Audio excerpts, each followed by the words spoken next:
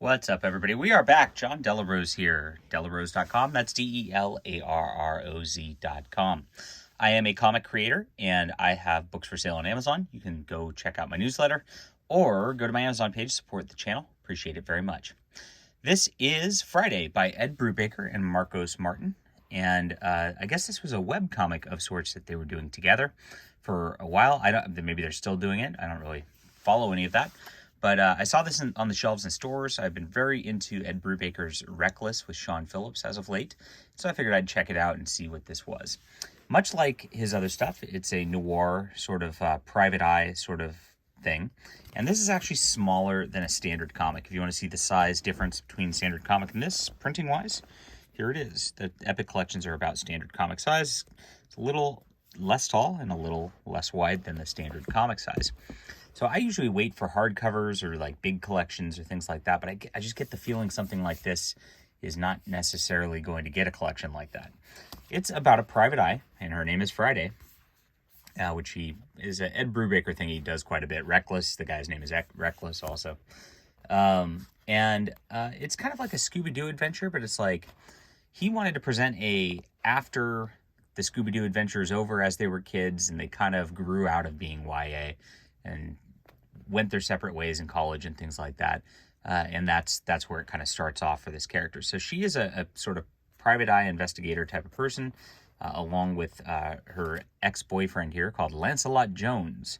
And then they were always a pair together, and then this mystery starts when she starts to come back home.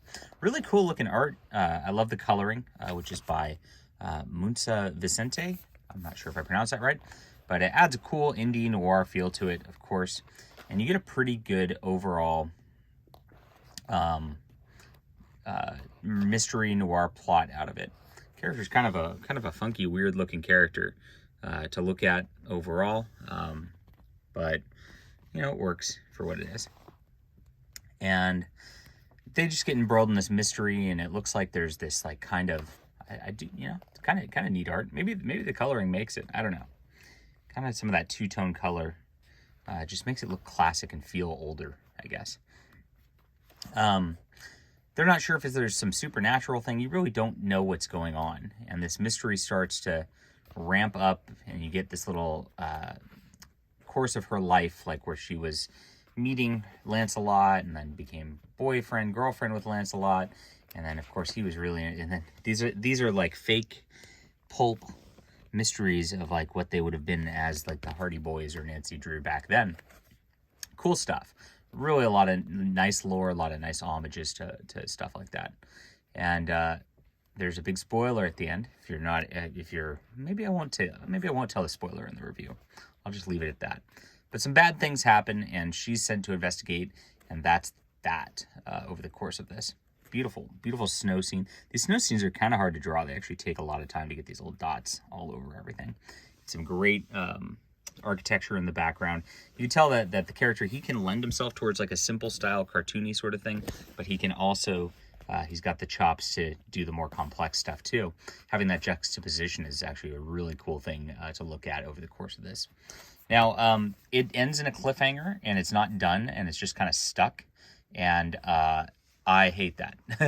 That's why I read those collected editions and omnibuses and things like that, because you can kind of get the whole story over the course of it. It's a little better to read that way. But this is enticing. I will definitely pick up book 2 when it comes out. It's definitely very indie looking and feeling. And if you enjoy that sort of thing, you will probably enjoy this too. All right, I'll give it a 7.5 out of 10 overall.